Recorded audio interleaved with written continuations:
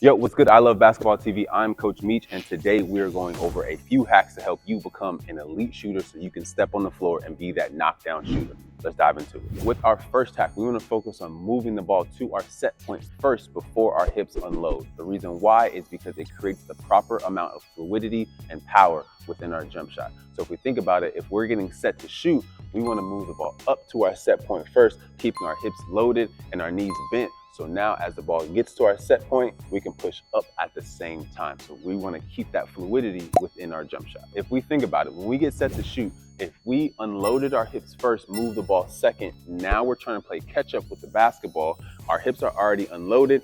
Now our ball needs to speed through the rest of our shot to get caught up. Now that's throwing that timing and that fluidity off. Even if we tried to move both at the same time, that timing is still thrown off because our hips have a shorter distance to move than the ball does from start to our set point. So we want to be able to move the ball first. Now we can attach both power points together with the ball at the set point and our hips drop and knees bent. So both power points are connected together.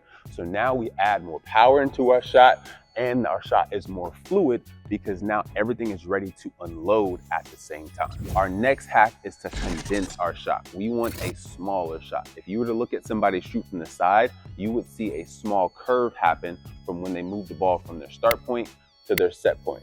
We want a smaller curve, not a bigger curve. How we can get that smaller curve is by just pushing the ball up first. We don't want to push it out first because then we're going to have to pull the ball back and that's going to cause issues later down the line. And we want an efficient shot. Less is sometimes more. The less we can do within our shot, the more efficient we can be, right? So we want to move the ball in one direction, which is up. So if we get set to shoot, we want to be able to push that ball up first and not have to deal with any direction changes being pushed out or maybe even being pushed to the side. We want to limit those direction changes, push the ball up in one direction so now our shot can be as efficient as possible. Our last hack is to simply push through the middle of the basketball. The straighter we can shoot, the better, because we typically miss in 4 ways. That's left, right, short, and long. So if we can shoot straight every single time, we automatically increase our chances at making a shot because we've eliminated our left and our right misses. There are 2 ways we can ensure that the ball goes straight every single time.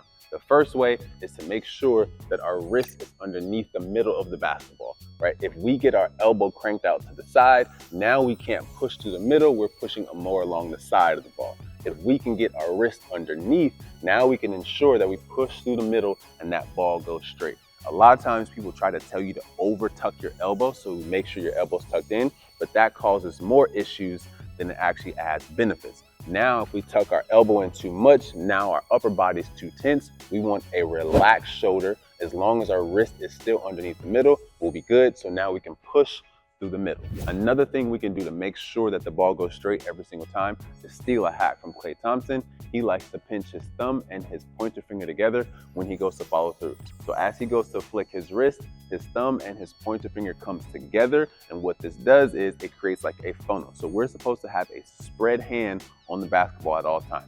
Nice and comfortable. So now what that does is the ball is balanced. So when you go to flick your wrist and you pinch those fingers together, it creates a funnel for the ball to go straight to every single time.